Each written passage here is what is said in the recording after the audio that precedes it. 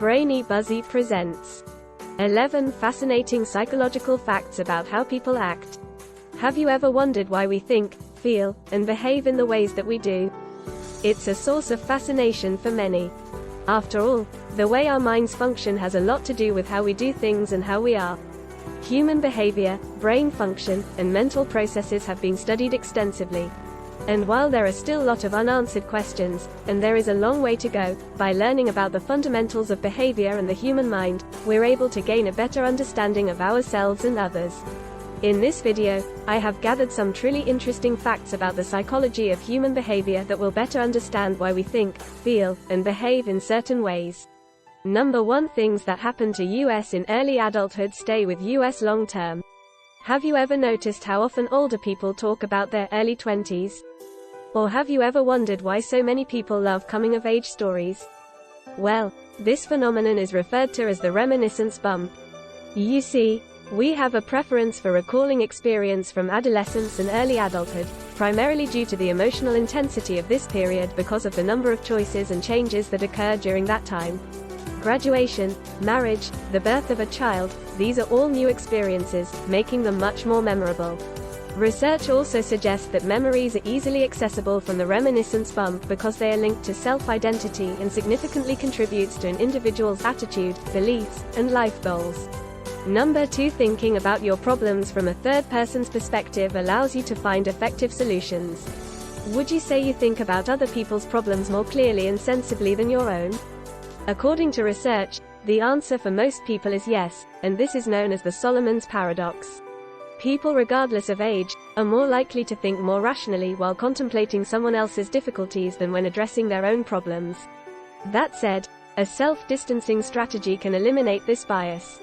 So, the next time you're faced with a personal dilemma, practice your reasoning skills by taking a step back and considering your situation from an outsider's perspective. Number 3. Those most incompetent are the least aware of their own incompetence. You've probably witnessed this happen, maybe around the dinner table during a holiday family gathering. During the meal, an extended family member begins talking about something, claiming to be right, and everyone else is foolish, ignorant, or just plain wrong. This person's lack of knowledge is obvious to everyone in the room. Yet, they continue to ramble on, blissfully unaware of their own ignorance. This is called the Dunning-Kruger effect, a cognitive bias in which people think they are smarter and more capable than they actually are. Their poor self-awareness and low cognitive ability lead them to overestimate their actual capabilities. Number 4. Hostile people tend to own more aggressive dogs. Research shows that anger, aggression, and hostility are more common in the personality of owners of stereotypically violent breeds. Could it be possible that people choose dogs that are an extension of themselves? We typically select friends and partners with similar interests and tendencies. So, why not pets? Perhaps. But other factors may also influence people's aggression and their choice for violent breeds. For instance, those who are socially isolated, have fewer visitors, or live in high-crime neighborhoods are more likely to be under chronic stress, possibly making them more aggressive, and thus, they would be more inclined to pick a guard dog such as a Rottweiler or Pit Bull. Number 5. Daydreamers are more creative. Do you tend to get in trouble for daydreaming in class or during a meeting at work? Mind wandering is often viewed as a negative trait, but it's not necessarily the case. In fact, daydreaming may indicate intelligence and creativity. According to research, high measured intelligence and creativity go hand in hand with high levels of mind wandering. What's more, frequent daydreamers not only tend to score higher on IQ tests, but their brains also appear to be more efficient. Yes, some people have more efficient brains than others, which translates into an increased capacity to think, and, as a result, their brains may wander when performing easy tasks. They can zone in and out of discussions or tasks when appropriate, then seamlessly tune back in without losing crucial details or steps. Number 6. Rejection literally hurts you. Have you ever felt like you got punched in the stomach after being rejected by someone? Why is that? Well, apparently, that's how our minds are wired to respond. Turns out, the same parts of our brain get activated when we experience rejection as when we experience physical pain. That's why even small rejections hurt more than they should, as they elicit literal, though emotional pain. Number 7. Speaking in a foreign language changes your decision. You might think that people will make the same decisions no matter what language they were using, or that the difficulty of using a foreign language would make decision less systematic. However, the opposite is true. Using a foreign language is shown to reduce decision-making biases. When speaking a foreign language, we need to suppress our native language. And, in order to think rationally, we have to suppress our innate intuitions. Brain imaging studies show the same parts of the brains are involved in both foreign language use and rational thought. And when foreign language speakers activate their brain's inhabitation center, their intuitions and emotions are also inhibited.